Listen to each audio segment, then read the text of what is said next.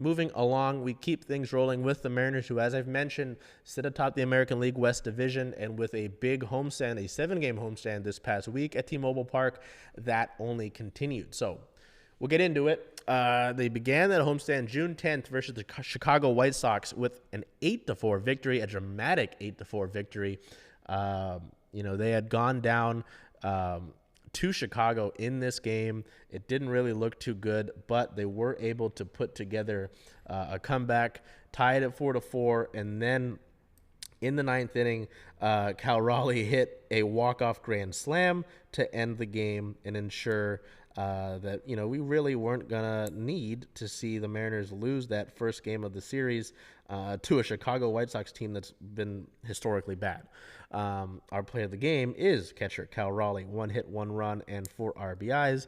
A game-winning grand slam to walk things off is pretty damn solid. June 11th versus the White Sox to make sure that they would at least guarantee a series split in the 4-game set was a 4-3 win. Once again, our player of the game is catcher Cal Raleigh. 2 hits, 3 RBIs, including a clutch late hit to give the Mariners a lead that they wouldn't have to look back from, and the bullpen would be able to hold things down. They wouldn't have to walk it off that time. They would get the tight victory. Just kind of more showing early in the games, the Mariners struggling against the White Sox starting pitching, but able to get after the bullpen. They would make it dramatic once again to win the series on June 12th versus the White Sox, a 2-1 result. Our player of the game, starting pitcher Bryce Miller, 7 innings pitched, 2 hits allowed, no runs against, 2 walks, and 8 strikeouts on the night. The Mariners would walk it off in extras as Mitch Haniger hit a bloop single to right center field to score Luke Raley and win this one. They would not complete the 4-game sweep or the mop, as I've been told that is with the 4-game series, as they would lose on June 13th to the White Sox by a score of 2-3. This was another instance where they had opportunities to come back and really push ahead, but again, offense largely struggles against the starter, and the Mariners drop this one. They do win 3 of 4, which is never something to scoff at, and it's really hard to beat the same team 4 times in a row. It's just how it goes, even when they're historically bad, like the White Sox. Our player of the game, first baseman Tyler Locklear. As I mentioned last week, Locklear brought up for the Mariners with Ty France dealing with that right heel fracture. 1 hit, 1 run, 1 RBI. That 1 hit in this game was a solo homer, his first career homer at the big league level. So great to see for Mr. Locklear.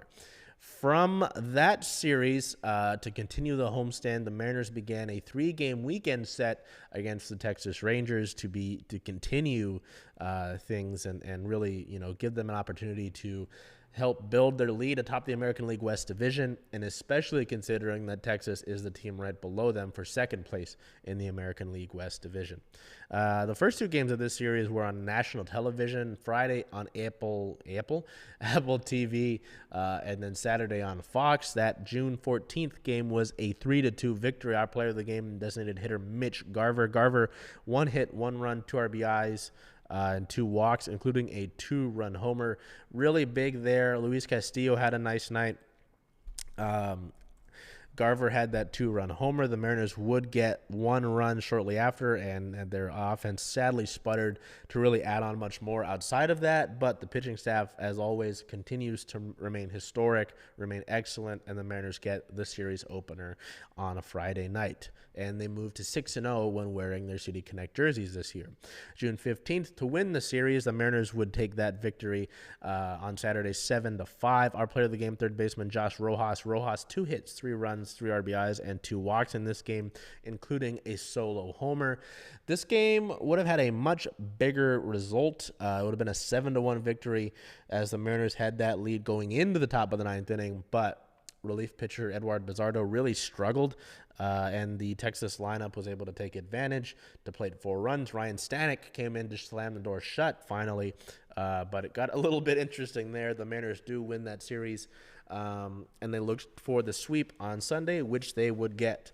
June 16th versus the Rangers on Father's Day, a 5-0 win. Our player of the game, starting pitcher Logan Gilbert, Gilbert was absolutely masterful in this game. 8 innings pitched, 2 hits allowed, no runs, no walks, 9 strikeouts, and 21 swing and miss, which led the day in MLB on 101 pitches. Gilbert truly in Walter mode and just absolutely dominant against the Rangers to help the Mariners get a 3-game sweep of Texas. So that was big there. We'll keep it going into our player of the week. I wasn't sure who was going to be this week. Nobody really stood out to me. You know, we could go to pitching and just give this award to the pitching staff just about every week, it feels like, but that's not how we do things. I went with Julio Rodriguez. Julio has been heating up as of late. Over the past 7 games, this homestand, 7 hits, 6 runs, 2 homers, 4 RBIs, 3 walks, 2 stolen bases, a .259 batting average, a .333 on-base percentage, a .41 slugging percentage, and an .814 OPS. While those numbers aren't super jumping off the page type, results, they're solid, and it's nice to see Julio steadily continue to climb and be a key contributor for this Mariners ball club. I guess we can talk about it. You know, another 6-1 homestand. You look at the past 2 homestands for the Mariners, both of them 7-game homestands. You get the 4 games against the Astros and then the 3 games against the Angels the last time out. Then this past homestand, 4 games against the White Sox, 3 games against the Rangers. You're doing really, really well against the American League West Division. You're taking care of business. You're winning series. As we've talked about for, is this 3 years now on CSS on Converge? You keep winning the series. That's what truly matters. You know, you're not going to get sweeps every single time. It's just not realistic in the game of baseball. You play 162 games. You play teams for 3 games in a series, largely outside of, the exceptions here and there. And I just think they really are doing their job, and the pitching's been great. The offense is finding something here, and you're building that lead in the division. You know, when you look at the steps to hopefully go deep, you want to win the division. You want to get to the playoffs, win, and from there you kind of pitching is what will get you far in the playoffs. And as we've talked about for the past few years, the Mariners have that pitching. So, step 1 is win the division, and you're doing yourselves a great deal moving forward right now with that. You've got I don't know the exact number. I believe it was 8.5 game lead in the division. We'll find that out here. That's just sort of unprecedented. We haven't seen that from the Mariners in such a long time. An 8.5 game lead over Texas in the division, sitting at 43-31 right now. The Rangers are 5 games under 500. The Mariners are 12 games over 500. We look at the American League. The Mariners sit at 4th best. They're 1 game behind the Guardians, who they will begin a series against here next this upcoming week. And then you've got the 2 heavyweights right now in the American League West. In the Yankees and the Orioles, who you played earlier in the year, a few weeks ago, and you split the 4-game series against the Yankees and really didn't do too hot against the Orioles, which is just fine. I'm not super worried about that. You look at all of MLB, the Mariners have 2, 4, 6, the 7th best record in the American League, in all of Major League Baseball. They've got more wins than the team above them in the Brewers, and there's only 5 teams ahead of them with more wins in baseball right now. So it's pretty remarkable to see that, and to know that the Mariners have not hit another gear with their offense. Their pitching continues to be excellent. They've had to kind of touch and go with Andres Munoz as he's dealt with a back injury. You don't have Gregory Santos yet. You don't have Gabe Spire right now with an injury, but he should be back somewhat soon. So all of this to say, and the talk happens every single year. I think, truly, obviously, we don't know what the next few years will hold, but this is, right now, and looking at the last few years, this is the best position the Mariners have been in to add in quite a long time, and they need to. I'm not saying you go and trade the entire farm for one player, because I don't think that makes sense necessarily. And Justin Hollander and Jerry Dipoto won't do that, but you do add somebody that will help you. I don't think you add a first baseman, truthfully. I don't think it makes sense to bring in a Pete Alonso. I don't think it makes sense to bring in a Vladimir Guerrero Jr. But there are other guys that could make a lot of sense, including someone who is just playing here. I won't say that because I'm not going to speculate. And I think that deal might be too much for the Mariners to swing, but it's the time. And I think there's some talk about they need to add a bullpen guy. I wouldn't say no to that per se, but you need a bat first. So it'll be interesting over the next few weeks and as we approach the trade deadline to see what teams truly do become sellers and who the Mariners might try to zero in on, but they really do need to add if you want to take advantage of what is really becoming a special group so far this year. So we'll keep going with team and injury-related news. We've got a lot of ups and downs and moves here, as well as a fun story that isn't move-related necessarily. June 10th, on Monday, infielder Leo Rivas was recalled from AAA Tacoma as outfielder Dylan Moore was placed on the paternity list as his wife and Dylan welcomed another child into the mix. On June 11th, left-handed pitcher Jonathan Diaz was recalled from AAA Tacoma. He wore number 74 and only made one start, but it was an impactful start as the Mariners would be without Brian Wu as he underwent an MRI. Thankfully, that MRI came back completely clean, and Wu will be pitching next week on the road. But the Mariners did need to bring in Diaz and it was effectively a spot start. And considering the situation, how difficult that was, they need not bad. Additionally, Arda was recalled from AAA Tacoma, and with those up, the Mariners did have to free up a few roster spots. Right-handed pitcher Matt Bowman was designated for assignment. He has since cleared waivers and elected free agency. And left-handed pitcher Kirby Snead was designated for assignment. He cleared waivers and was outrighted to AAA Tacoma. I was going to look up Dylan Moore, the name of his baby, while I was doing this. There we go. On the 12th, right-handed pitcher and reliever Brett DeGus was recalled from AAA Tacoma, and Jonathan Diaz, who made the start the night before, was optioned back down to AAA Tacoma. June 13th, Dylan Moore was reinstated from the paternity list after his newest born child, Mateo Jose, was welcomed as him and Paula, and Dylan welcomed their newest child, in addition to Pia and Lucas. So that was very cool. Yes, Mateo Jose made the Moores a family of 5 on June 10th. So that was very cool to see. Congratulations to Dylan and Paula there. Additionally, right-handed pitcher Emerson Hancock was recalled from AAA Tacoma. Hancock made a start on the night of the 13th as the Mariners reslotted their rotation just to give a few of the starters another day of rest and deal. Because you have to think about this. The Mariners are still, I think at that point, we're still in their stretch of 30 games in 31 days. So the lack of rest was certainly hurting more guys than, fans will know about. So nice for Hancock. He pitched 7 innings that game. I mean, he gave up 2 runs, which is fine, but 7 innings, 2 runs. The bullpen was very taxed at that point in time, so they needed him to go 7 innings, which is a career high for Hancock. Very serviceable work. So thank you to Emerson for that. He was recalled from Tacoma, and he did make that start there. A couple of corresponding moves to this. Infielder Leo Rivas was optioned to AAA Tacoma, and so was right-handed pitcher Brett DeGus.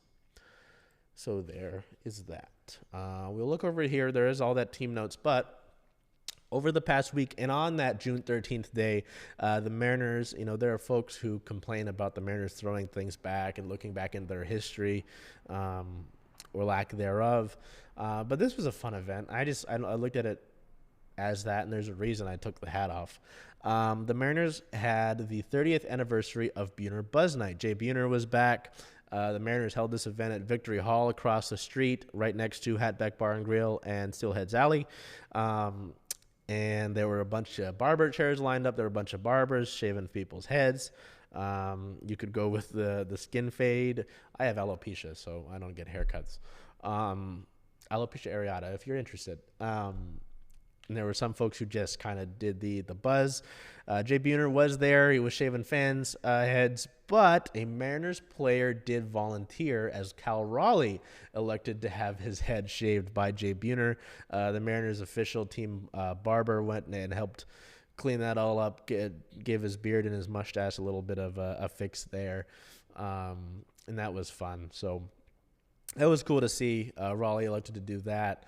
It was fun having some of his teammates react to that. Luke Raley, Cal Raleigh was trying to get Luke Raley to do it too, but I asked Luke when he was in the dugout after I saw Raleigh get his head shaved. I said, "Were you going to do it too?" And he says, "After seeing Cal, I know I made the right decision not to." And I was like, "Wow, all right."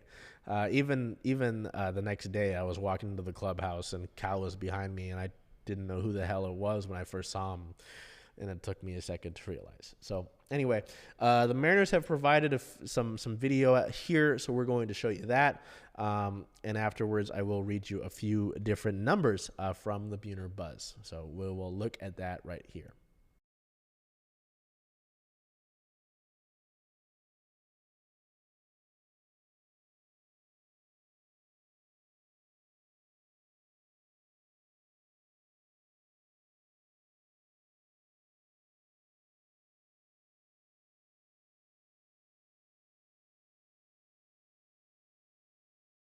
Cal, how was the first barber that took on the challenge?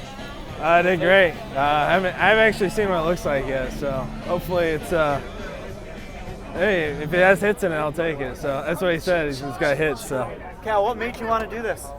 it's just it's a good thing to do. It's kind of cool getting to interact with former players and getting to know them and getting involved with the fans, and it's something fun to do with the community. So. And that's just the fans are here, they're cheering for you, and obviously it's been a great summer so far. Just what it means to have that support, even for something like this, like shaving your head. Yeah, it's always fun to get out here and see everybody and do things like this, and it's just hair, it'll grow back, so it's fun. We look back one day and it'll be a pretty cool moment. You couldn't convince any of your teammates to come do this with you? Rayleigh said he would, but I didn't see no side of him, so couldn't find him. Did you work on Stanek at all? Stanek, no, I don't think anybody's touching that hair for a long time. So if your next at bat is a home run, you got to keep it shaved, right? Yeah, I'll keep it shaved. Is your helmet gonna fit? Yeah, I might need to go down in size, I guess. So. Cal, did you ever shave your head before? Yeah. Not this close, not this tight. Your mom is not going to be My mom, sorry about that. I've had buzz cuts, but I've never been really skin fade like this. So this is a first, I guess. Feel faster? What? Feel faster? Feel lighter. I don't know about faster, but lighter. Were you apprehensive at all about doing this? No. Whatever. It's just hair. How does it feel right now? Like different? I feel a little draft, so yeah, it's about the biggest thing. So. Hey, Cal, did you know anything about the history of this event that started back in 1994? And when did you learn about it? When they brought it up this year. Obviously, being here a couple of years, I heard about it, and we're going to bring it. That'd be a cool little thing to do.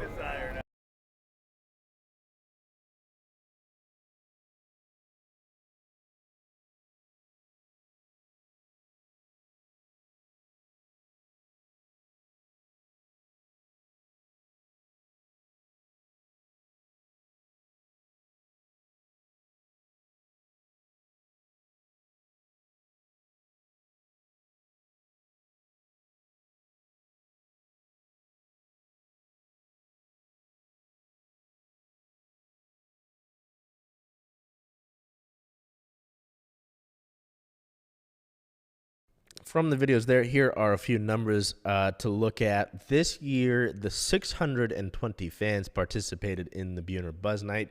437 fans had their heads shaved, including 7 women, and 183 fans arrived bald. I don't know if they included me. I am bald. I arrived. I did get a t-shirt.